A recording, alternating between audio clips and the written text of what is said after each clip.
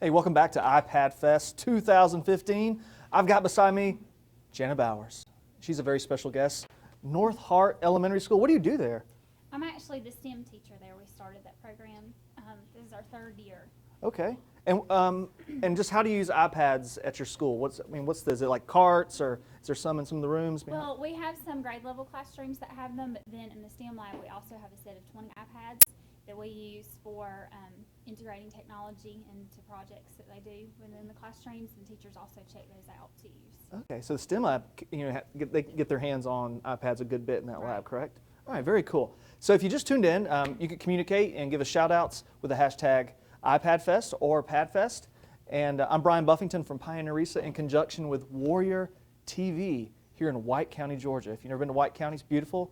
Come out here and check out the mountains, swing by Helen, it's a good time. And I want to have Janna tell us about her apps. I actually have two apps that I'm going to tell you about today. We've used both of these in this school. I typically co-teach with grades 2 through 5. So I have several projects to share with you that our students have used with these apps. They're both video production apps. The first one I'm going to show is called Videolicious. And it is a free app that you can download. Once it's open, if you would like to take a tutorial, it tells you step by step what to do. The first thing says choose your shots. Tap the set to order. Short horizontal videos work best, so I always remind my students to take horizontal pictures with the iPads. The next step is to tell your story, and the students can either record themselves or they can have their pictures playing in the background, and they just click the pictures for them to transition and change as the video plays. And then if they would like to import music, they can. And the last step is just to, if you've purchased the app, that costs money, you can download videos that are longer or put in a logo, like a school logo with it. We just have the free version, which lets the kids record for 1 minute. That's probably pretty sufficient for most of your needs. And it's good to help them practice their fluency. If they know they have to have it recorded in 1 minute, then they practice and are ready in 1 minute's time. It's okay. Thank you. Hey, great staff, Warrior TV. They've been helping us out all day. Thank you so much. Hey, if you weren't able to see that, I'll show you as we go through. The first thing you do is choose your shots. Yeah. And if you have those imported in the camera roll, you can take them and just put them in order. I think I have a few pictures on here that I took at a recent conference. Okay. So I'm just going to click through each of those. And as you click save, you can click tell your story. You have to make sure it has access to the microphone. Mm-hmm. And while you're doing that, I want to encourage the audience to go ahead and download this app. It's free, right? It is. It's called Videolicious? Videolicious. Videolicious. And also in our audience, we have other presenters. They're going to be playing with us soon. You get to actually see them kind of interact with this app, and Janna's going to help them out as well. When it opens up, you can see there's a microphone in the top right-hand corner. If you don't click to that, it stays on video, so it shows whatever is in the room on camera. We changed over to microphone, and when you just press the red button, it lets you narrate a video. These are some pictures from a recent conference I attended. You can see science materials and a hydroponic set. And then after that plays, it generates a preview that you can hit play and watch your video. There's some pictures from a recent conference I attended. You can see science materials and a hydroponic set. Well, I don't know if you got to see her, like when she touched those, she went through those pictures. It was very easy. She touched the picture and she narrated that one picture, and she didn't have to stop or pause or anything. She said, blah, blah, blah, this is me doing this one thing. She hit the next picture, this is me doing this thing. I like that. We've used this within several grade levels, as I mentioned earlier. So I have uploaded some of those projects to YouTube that I can show you. In second grade last year, our students studied the regions of Georgia. So I have a second grade project where students actually were divided into groups. Each group had a different region of Georgia they were assigned, and the students each just wrote one sentence with something specific about that region, illustrated it, and then their group got together to record a video. So there's one example.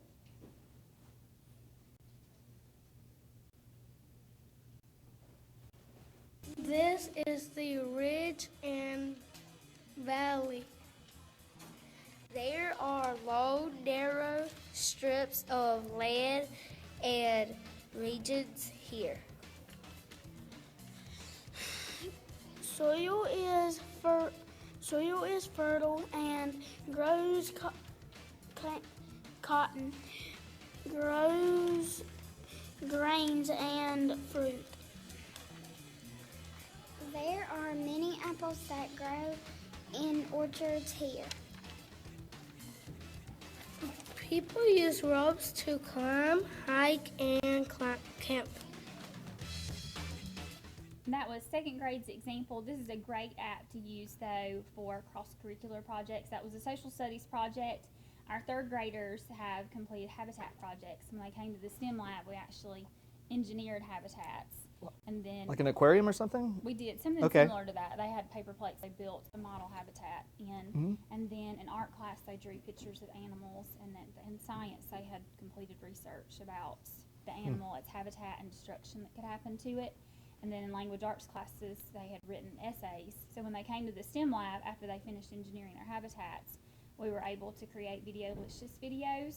And they took pictures of their illustrations they drew in art. They took pictures of their habitats they had engineered in the STEM lab, took pictures of the destruction that could happen to the habitat, and then their pictures were a part of their video, and they used their essays they had written in language arts classes to narrate their videos.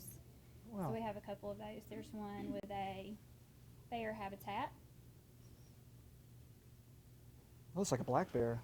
I want Like to a tell you Georgia about bear. black bears. Okay. They eat vegetation, fish, and small mammals. The black bear lives in the mountains habitat. The bear live in wooded areas and mountain rocks. Oh, I like caves, that. and It's like, is that a bear den? A cave? Okay. trees down. And their Without destruction trees, was black a bears tornado. will not Mm-hmm. have food to eat or shelter. All right, Janna. So, how are these videos getting on YouTube? I mean, how does that work in a K-5 environment? Well, I started out with, for students to view their videos, One of the trying most to popular- save and upload the videos from the iPad onto teachers' desktops, but then that became very Oh, time-consuming. you can imagine, yes. So I've learned that the fastest way to do it is we just have a school YouTube account that I set up for my classroom, and then as students finish videos and they're saved in the camera roll, I'm able just from there to upload it straight to YouTube. And if you do that as they complete the videos, it only takes a few seconds for it to upload to there. Wow, And then we're that's a able- great idea. Teachers can log in from their classrooms to watch those, or I've started trying to send home some of those links and QR codes so that parents could view them from home too. So she made her own YouTube account for students to put things to. But you also mentioned something very cool, which pertains to our early conversation about a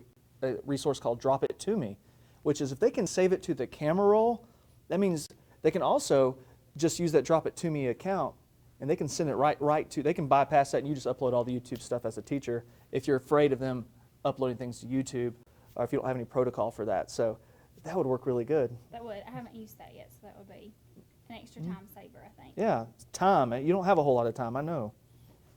The other app that I was going to show you today is one called Puppet Pals, and it is a free app. The free version is a little bit more limited. It only has a few characters and backgrounds in it, but it's set up so that students can create basically like an electronic puppet show, which could be used for story retelling or story creation. I'll open this app and show you some of the characters that are on here. If you go to press to start, it will show you a list of different characters that are sorted into categories. The free version I uploaded initially, I think then had the Christmas characters and maybe community characters. I know it has changed some since then, but you can download each set of characters and backdrops for like 99 cents. And then I chose to use the director's pass, which at the time I think was about $5. So how do you do that with a class set? So, you know, iPads, we're trying to get different upgrades for some of these apps for our Right. students. How are you doing that? Like a volume purchasing program, or what are you doing? And with this one, actually with the project our students completed last year, I used the characters that were in here to model for them how to create one. And then we actually used this in a 5th grade class as they were reading The Lion, the Witch, and the Wardrobe. As they were reading the book and completing a book study, we put our own characters in, which was an additional thing with the app. So it was something that we didn't have to go through on each iPad and download something different. Just to model for the kids what to do, last year we used How the Grinch Stole Christmas was our Christmas musical. Classic. So that was a story that all of the kids knew, and we could import all of those characters. Once you click your characters and click next, you can choose from several different backdrops. So of course, we had the snow for the Grinch. We had, I think there were some mountains on here. Oh, we said the Grinch lived in a cave. You did. And a rooftop. Now, are you like a Jim Carrey version or like the older one? The older one. Okay. For elementary We could kids. still be friends. Okay. Then once you're in the app, you can take characters off of the screen. So as the movie plays, this box in the middle is mainly what we'll show. You can minimize the things that are on there so they're not quite as large. So we'll make all of our characters a little smaller. Okay.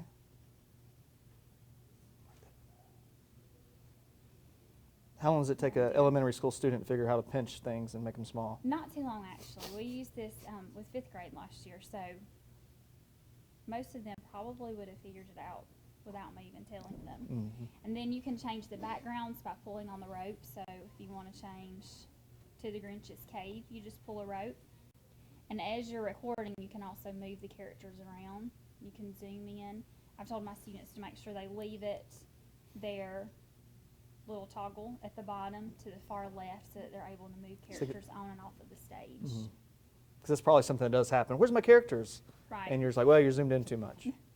Once you have your characters and everything ready, you can hit record. So we'll do a sample one now.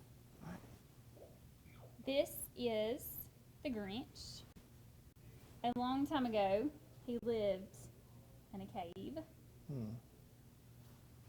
The Grinch didn't like it that Santa was bringing presents to all of the boys and girls.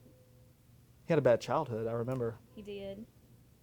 So the Grinch decided to take the presents back to his cave. Then once you finish recording and get to a stopping place, you can hit the stop button. And when you hit play again, it lets you watch We got to see this. your video. This is the Grinch. A long time ago, characters he lived across and the background change as you go. The Grinch didn't like it that Santa was bringing presents to all of the boys and girls. He had a bad childhood, I remember. He did. So the Grinch decided to take the presents back to his cave. And as I mentioned, this was a sample one that I had created just with the kids' whole class to show them and model how to use the app. The students then were able to import their own pictures, which I thought was the That's greatest really thing cool. about this app, because in art class they could draw characters from any story that they had written or had read and recreate it. So as we read The Lion, the Witch, and the Wardrobe, groups picked their favorite scene from the story. We had storyboards, and we talked about how real movie makers use storyboards to create a plot for their stories. And then they created their own videos using this app, which I have here too. Let's see. One of them has started earlier. We'll just start that one over.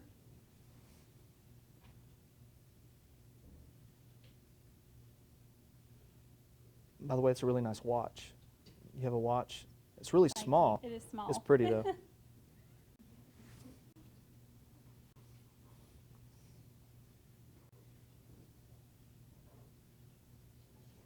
And YouTube is being You- slow. Powerful tool. YouTube is. It is. I sound like Yoda for some reason. I want to see this really bad. We'll try refreshing. But while she's trying to work on that, I want you to think about this. So, movie editing, this is kind of early stages of that. Can you teach a K-5 student how to use iMovie? Sure. You can teach them how to use iMovie. Maybe we start them out with something like this, because iMovie, it can get kind of crazy. And that's a nice app on the iPad as well. But this kind of helps them set the stage for digital creation as they get older in middle school and high school.